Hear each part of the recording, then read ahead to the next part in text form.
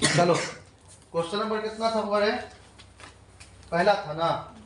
है क्या कहा था क्वेश्चन? कक्षा 10th के 10 विद्यार्थियों ने गणित की पहेली प्रतियोगिता में भाग लिया। यदि लड़कियों की संख्या लड़कों की संख्या से 4 अधिक है तो प्रतियोगिता में भाग लिए लड़कों और लड़कियों की संख्या बोल रहा है ज्ञात करके। देखो तो कोई प्रतियोगिता हुआ स्कूल में, ठीक ना, उसमें लड़का और लड़की दोनों भाग लिया। क्लास 10th का बोल लिया, क्लास 10th का विद्यार्थी जो है उसमें भाग लिया।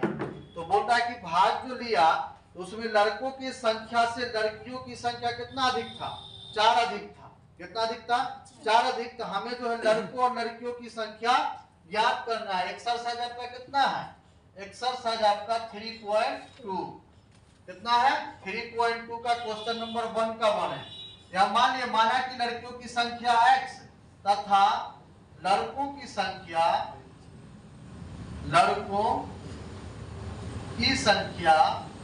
कितना मान लेंगे बोले? y मान लेते हैं। कितना मान लेंगे?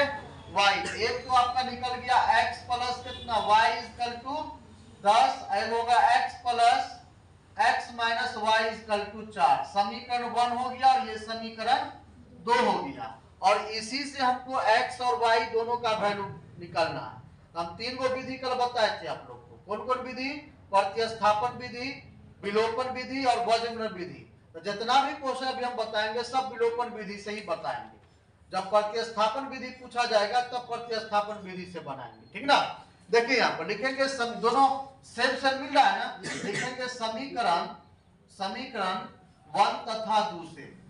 समीकरण 1 तथा 2 से कितना हो जाएगा? x प्लस वाई इक्वल कितना होगा? 10 और x माइनस वाई इक्वल कितना होगा? 4 है ना। होगा एक चीज और बताए थे, समीकरण जब भी हम सॉल्व करेंगे, जब यहाँ पर प्लस प्लस रहे या माइनस माइनस रहेगा तो उसको हम घटाएंगे। क्या करेंगे?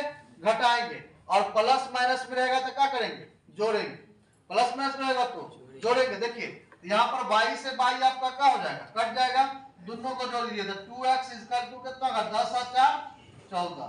x बराबर कितना होगा? 14/2। कितना से कटेगा? 7 से। तो x बराबर कितना आ गया बोले? 7 आ गया। x का वैल्यू कितना आ गया? 7 आ गया। अब हमको यहाँ पर किसका संख्या निकला? लड़कियों की संख्या निकल गया। किसका निकला है? लड़कियों की संख्या निकला। अब यहाँ पर लिखेंगे समीकरण 1 से, या यहाँ पर लिख सकते हैं समीकरण 1 में x का मान रखने पर। किसका मान रखने पर? x का मान रखने पर। तो लिखिए यहाँ पर x plus Y equal to कितना हो जाएगा? 10 होगा। x का value 7 plus Y equal to कितना होगा? 10 होगा कि नहीं होगा? ये y को बाहर कर दीजिए, y का कोई काम नहीं।